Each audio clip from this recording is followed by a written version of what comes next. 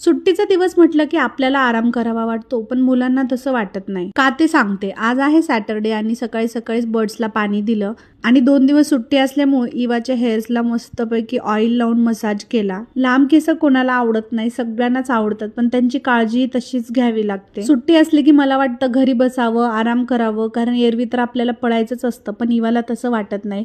पूर्ण आठवडा मी तिला बाहेर जाऊ देत नाही, त्याच्यामुळे सॅटर्डे संडे आला की ती माझं एक काही ऐकत नाही. आणि आज तिला करायची होती डब्बा पार्टी. तिचे फ्रेंड्स आले होते आणि तिला डबा द्यायचा होता, पण डब्यामध्ये घरचं जेवण नको होतं, त्यामुळे चिप्स होते आणि तेच मी तिला टिफिनमध्ये दिले. आणि ती गेली खेळायला. ती गेल्याच्या नंतर पूर्ण घर मी आवरून घेतलं, त्यानंतर झाडांना वगैरे पाणी दिलं. आज माझा फुल प्लॅन होता की आज काहीच कामं करायची नाहीत, कारण माझा खूप दिवसापासून एकच हात दुखतोय आणि एक्झर्शन पण खूप होत आहे. दररोजचे ब्लॉग टाकायचं म्हणजे सोपं नसतं. इन्स्टाचे डेली ब्लॉग, यूट्यूब ब्लॉग हे सगळे एडिट करण्यात माझा पूर्ण दिवस जातो आणि त्याच्यामुळेच माझा हात दुखायला लागलाय. प्लॅनिंग करूनही काही फायदा झाला नाही, तर असा होता माझा दिवस. थँक्यू.